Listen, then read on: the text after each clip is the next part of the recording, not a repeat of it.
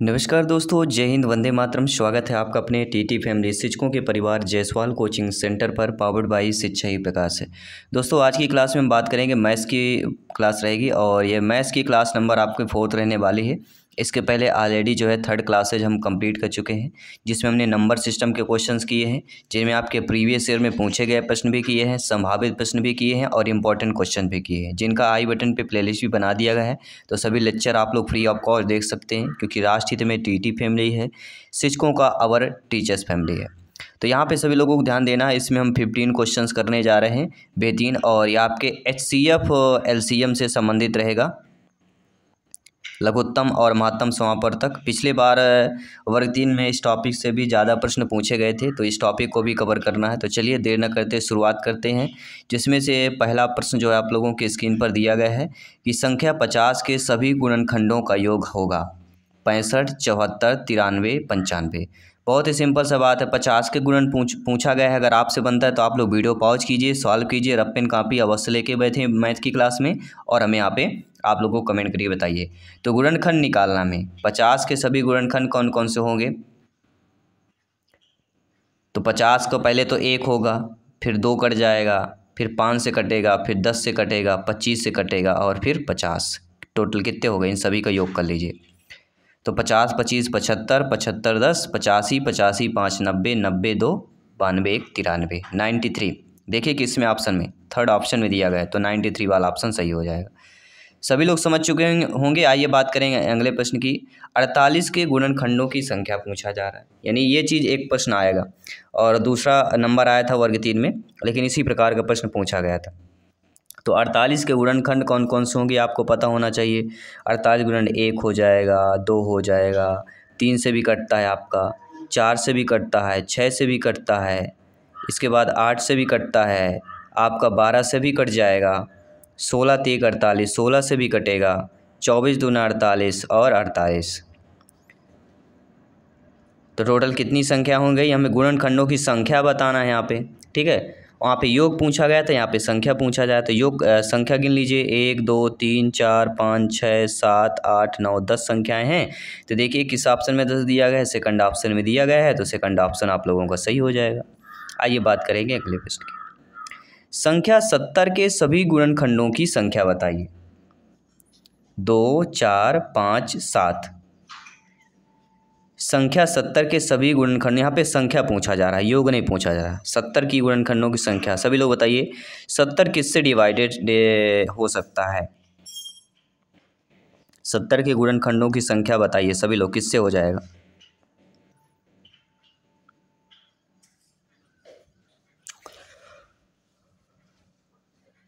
ये सिंपल है, ये इसको आंसर आप लोगों को कमेंट करके बताना है, राइट आंसर क्या होगा। आइए बात करें अगले प्रश्न की। 64 के सभी धनात्मक गुणनखंडों का योग जो 4 के गुणज हो बताना है। ये भी वर्ग 3 में आया हुआ प्रश्न, लेकिन नंबर चेंज है, इस प्रकार का पूछा गया था। तो 64 के गुणनखंड जो 4 के गुणज हो, मतलब 4, फिर 4 दूनी 8, और 4 दूनी 8 के बाद 16, 16 चौको 64 होता कि नहीं होता। 64 भी कटना चाहिए और 4 का गुणज भी होना चाहिए। 32, 4 8 32 और 32 दूनी 64, और 64 भी हो जाएगा। ये 4 के गुणज भी है और 64 के गुणनखंड भी है, तो यानी 64 भी कटेगा कि, तो क्या हो जाएंगे, क्या करना है यहाँ पे, गुणज है, योग बताना है। तो जोड़ना पड़ेगा सभी को। 64, 32, 16, 8 और 4 जोड़िए। 8 4 12, 12 6 18, 10 28, 28 2 30, 30 60, 60 60 120, 24। देखिए 124 किस ऑप्शन में दिया गया है, फर्स्ट ऑप्शन में। हम देखिए जोड़ घटाना गुणा भाग आपके मन में होना चाहिए।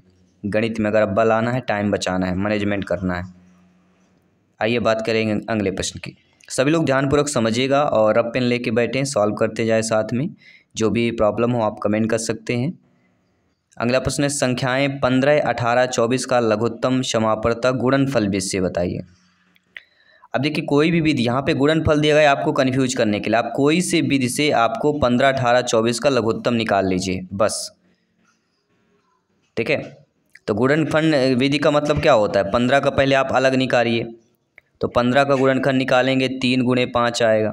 फिर आपको 18 का निकालना है अलग, तो यहाँ पे कितना आ जाएगा, 3 स्क्वायर और 2 आ जाएगा। पहले 2 पहले लिखना चाहिए यहाँ पे, ये सही होता है। 2 गुणे 3 स्क्वायर, ये आएगा 18 का। इसी प्रकार 24 का निकाल लीजिए, तो 24 में 2 की पावर 3 इंटू 3, 2 दूनी 4 दूनी 8 टिक 24, ये हमारा गुणनखंड आ गया। अब इसमें से आपको ध्यान देना है, इन सभी को क्या करना है। अब देखिए सभी में 2 3 5, ठीक है।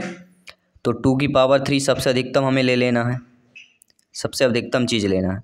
फिर 3 की पावर 2 है, गुणे 3 की पावर 2 ले लीजिए और इंटू 5, तो 8 9 और 5, 8 गुणे 9 गुणे 5 कीजिए, सभी लोग कीजिए, कितना आ जाएगा। आंसर आ गया 360 आना चाहिए, थर्ड ऑप्शन सही हो जाएगा। आइए बात करते हैं अगले प्रश्न की। सभी कमेंट कीजिएगा मेरे प्यारे प्यारे भाइयों की, प्यारी प्यारी बहनें, गृहिणी जिनका सपना है अध्यापक अध्यापिका बनना, शिक्षक बनना, वर्ग 3 एग्जाम को 101% फतेह करना। जायसवाल सर आप सभी का अभिनंदन और स्वागत कर रहे हैं। और अगला प्रश्न बेहतरीन प्रश्न है, 40 48 45 का लासा निकालना है लघुत्तम क्षमा तक। बहुत ही सिंपल है, वही चीज़ आपको यहाँ पे भी फॉलो करना है, बस कुछ नहीं करना है। 40 के गुणनखंड निकाल लेना है। 40 के गुणन क्या आएगा, 2 की पावर 3 इंटू 5 की पावर 1, और 48 का निकाल लीजिए। 48 का क्या निकल के आएगा, 2 की पावर 4 इंटू 3 की पावर 1, ये गुणनखंड। 45 का इसी प्रकार निकाल लेना है, 3 की पावर 2 इंटू 5, ठीक है। ये हमारे अधिकतम क्या है, 2 की पावर 4 ले लीजिए पहले। 2 की पावर 4 लेने के बाद फिर 3 की पावर 2 लेना है आपको, इंटू 3 की पावर 2 इंटू 5 कर लीजिए, ठीक है। तो 16 गुणे 9 गुणे 5 कीजिए, सभी लोग कीजिए। 16 गुणे 9 गुणे 5 कितना रहा है, 720 आना चाहिए। अगला प्रश्न देखिएगा, संख्याएं दी गई हैं 24 30 36 का लासा भागफल विधि से निकालने के लिए कह रहा है। तो भागफल विधि मतलब होती तीनों को इकट्ठा कर लेना है, तीनों को इकट्ठा निकालना है, ये होती भागफल। 2 से काटिए तो 12 आएगा, फिर 15 आएगा, 18 दूनी 36 आ जाएगा। फिर 2 से काटिए, 2 छक्का 12, 15 नहीं कटेगा, सेम टू सेम लिख लेना, 2 9 18। फिर 2 से काटिए, 2 3 6 15 और 9। अब 3 से काटिए, 3 एक कम 3 एक कट गया, 3 5 15 और 3 तिकाई 9, यानी 5 और 3 बचा। फिर एक बार 3 से कटेगा, 5 बचेगा, फिर 5 से कटेगा। ये हमारे आगे कितना आ गया, 1 2 3, 2 की पावर 3, 3 की पावर 2 और 5 आ गया। कितना हो जाएगा टोटल, 3 की पावर 3 इंटू 2 की पावर 3 है ना, हाँ, 2 की पावर 3 इंटू 3 की पावर 2 इंटू 5 की पावर 1, इसका गुणा करिए तो 8 है, 8 9 72 पंचे,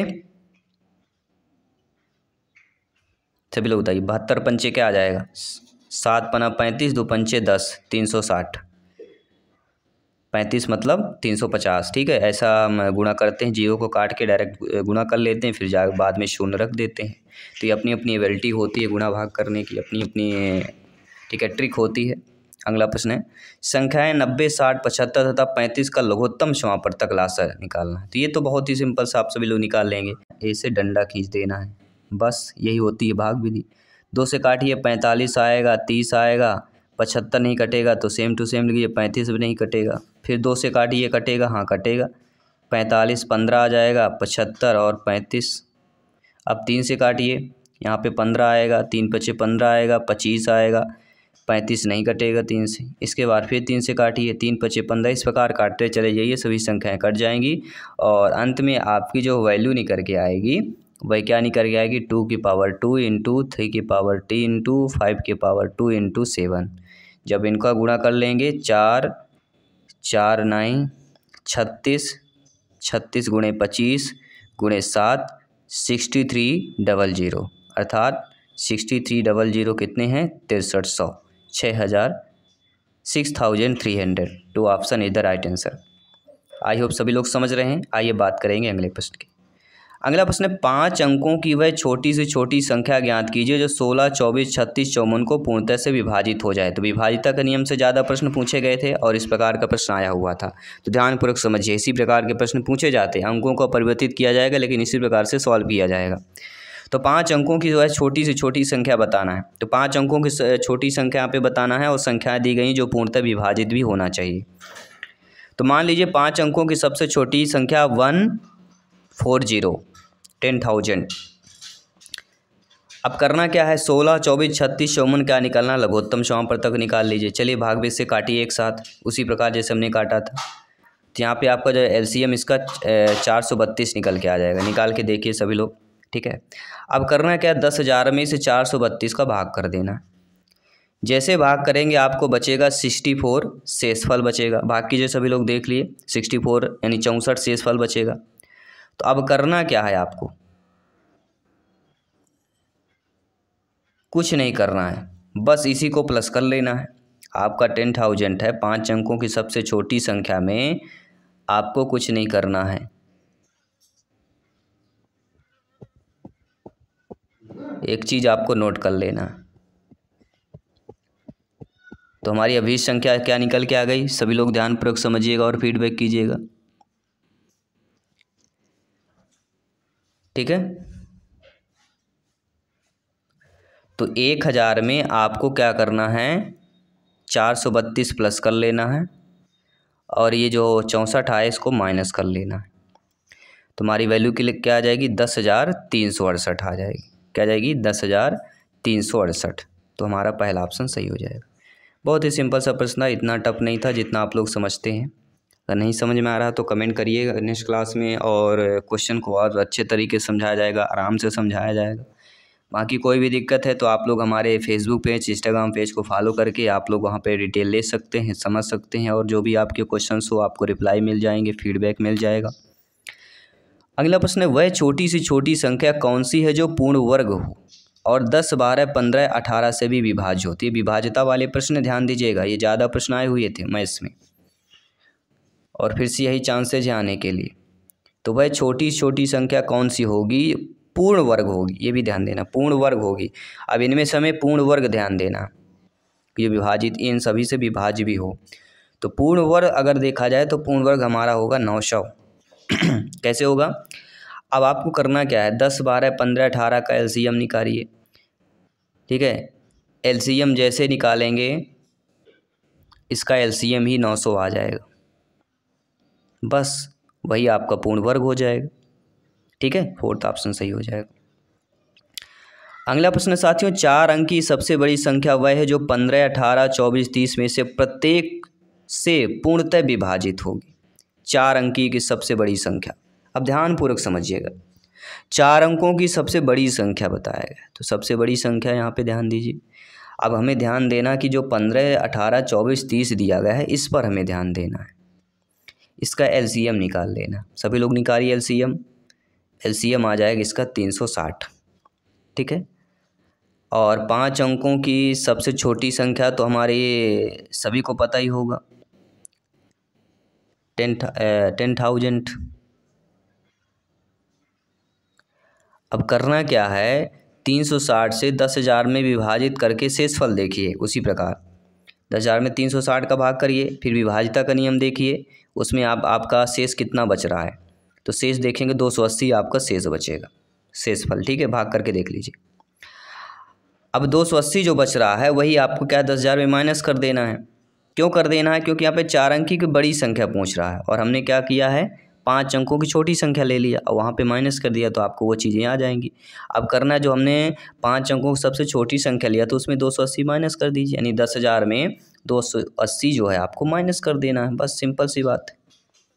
-280 कर दीजिए, आपकी वैल्यू 9,720 आ जाएगी। जो 4 अंकों की वह सबसे बड़ी संख्या है जो इन सभी संख्याओं के पूर्णतः से विभाजित हो जाएगी।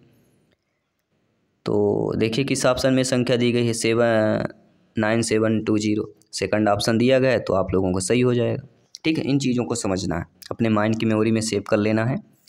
अगला प्रश्न है 12, 45 और 75 का महत्तम। अब एलसीएम वाले प्रश्न हो गए, अब एचसीएफ वाले निकालेंगे, महत्तम समापवर्तक। अब महत्तम के लिए क्या होता है, तीनों में होना चाहिए। जैसे हमने 12 का निकाला तो 12 का हमारा क्या है, 2 की पावर 2 × 3 आया। इसी प्रकार 45 का हमने एलसीएम निकाला, 45 में 3 की पावर 2 × 5 आया। इसी प्रकार 75 का हमने एलसीएम निकाल लिया, 75 में 3 × 5 की पावर 2 आया। अब देखिए तीनों में अभी संख्या समान होनी चाहिए, तो देखेंगे तीनों में हमारा 3, 3, 3 इन सभी में है, तो इन सभी का मासा क्या हो जाएगा, 3 हो जाएगा, ठीक है, तो फोर्थ ऑप्शन सही हो जाएगा। तो ऐसे, ठीक है, समझ गए सभी लोग। आइए बात करेंगे अगले प्रश्न की। अगला प्रश्न बहुत ही प्यारा सा प्रश्न है कि गुणनखंड विधि से बताइए 6, 12, 15 का मासा क्या होगा। अब महत्तम समापवर्तक है, चाहे जिस भी से आप निकाल लें, ठीक है। तो 6 का क्या होगा, 2 गुणे 3 होता है, सभी लोग जानते हैं। 12 का क्या निकल के आएगा, 2 से काटेंगे 6 आएगा, फिर 2, फिर 3 आ जाएगा। इस प्रकार 15 से निकालेंगे तो 3 गुणे 5 आ जाएगा। अब देखिए 3 सभी में कॉमन है, तो 3 इसका भी मासा क्या हो जाएगा, 3 हो जाएगा। तो फोर्थ ऑप्शन यहाँ भी सही हो जाएगा। उभयनिष्ठ होना चाहिए, जो सभी में उभयनिष्ठ होगा वह एचसीएफ और महत्तम समापवर्तक होगा। अगला प्रश्न, संख्याएं 425, 476 का महत्तम समापवर्तक मासा बताइए। 425, 476, अब बड़ी संख्या आ गई, अब इनमें कन्फ्यूजन आ जाती है। तो कुछ नहीं करना है, 425 का एलसीएम निकालिए। 425 की संख्या हमारा 5 गुणे 5 गुणे 17 आएगा। आपको करना है, ठीक है, ये मैं करके बैठा हुआ, ये करके बैठे हुए हैं हम लोग, आप लोगों को रफ पेन इसीलिए बोल रहे हैं, लेके बैठिए और करते जाइए, ठीक है। क्योंकि जब करेंगे तभी एग्ज़ाम में चीज़ें आएंगी, फिर एग्ज़ाम में दिक्कत हो जाती, गुणा भाग में थोड़ा जल्दबाजी में दिक्कत होती है, इसलिए अभी से प्रयास में लगिए। बनता है फिर भी लिखिए। अब 476 का निकालना है यहाँ पे, तो 476 का पहले 2 से काटेंगे, फिर 2 से कटेगा, फिर 7 से कटेगा, फिर 17 से कटेगा। अब देखिए 17, 17 दोनों में कॉमन है, उभयनिष्ठ दोनों में है, तो इसका क्या हो जाएगा, दोनों का 425, 476 का मासा एचसीएफ क्या आ जाएगा, 17 आ जाएगा, जो दोनों में उभयनिष्ठ होना चाहिए। अगला प्रश्न देख लेते हैं। अगला प्रश्न है 18, 24, 36 का मासा भाग विधि द्वारा बताइए। अब भाग विधि द्वारा हो चाहे किसी विधि द्वारा हो, ठीक है, तो ये चीज़ें भाग भी, चलिए भाग विधि से भी कर लेते हैं, कोई दिक्कत नहीं होनी चाहिए। 18 है और यहाँ पे 24 का हमें भाग करना पड़ेगा, तो 24 में 18 एक बार ही जाएगा, बचेगा 6। अब 6 का भाग फिर हम किस में देंगे, 18 में देंगे, तो कि जाएगा 6 3 18, पूरा चला जाएगा। चूँकि अंतिम भाजक यहाँ पे 6 है, इसलिए संख्या 36 में जो 6 से पुनः भाग देंगे, तो 36 में 6 से भाग देंगे, ये भी डिवाइडेशन हो जाएगा, 6 6 36। तो अंतिम भाजक हमारा 6 होता है जो डिवाइडेशन करता है, तो 6 यहाँ पे क्या हो जाएगा, मासा हो जाएगा, जो दोनों को डिवाइडेशन करे। अंतिम भाजक जो होता है वही उभयनिष्ठ होता है, ठीक है। चलिए एक सभी के लिए मॉक क्वेश्चन के रूप में प्रश्न दे रहे हैं, सभी लोग ध्यानपूर्वक प्रश्न को समझिए और सभी लोग हल करके कमेंट करके आंसर बताना है कि 25, 40, 60 के न्यूनतम सार गुणज और 12, 36, 48 के न्यूनतम सार गुणज बराबर हैं। गुणे में करना है, पहले क्या करना है, 25, 40, 60 के न्यूनतम सार गुणज निकालना है, ठीक है। इसके बाद गुणा 12, 36, 48 के न्यूनतम सार गुणज निकालना, दोनों का न्यूनतम सार गुणज निकाल के गुणा करके आपको संख्या बताना है। इतना डाइग्रेशन बताना बहुत ही सिंपल है, अब इतना आप सभी लोग कर लेंगे, ठीक है। बाकी सभी क्लासेज आपकी डेली चल रही, तो डेली आपकी क्लासेज अटेंड कीजिए, फ्री ऑफ कॉस्ट प्रिपरेशन कीजिए और इस बार वर्ग 3 एग्जाम को 101% फतेह कीजिए। तो धन्यवाद सभी का, जय हिंद, वंदे मातरम।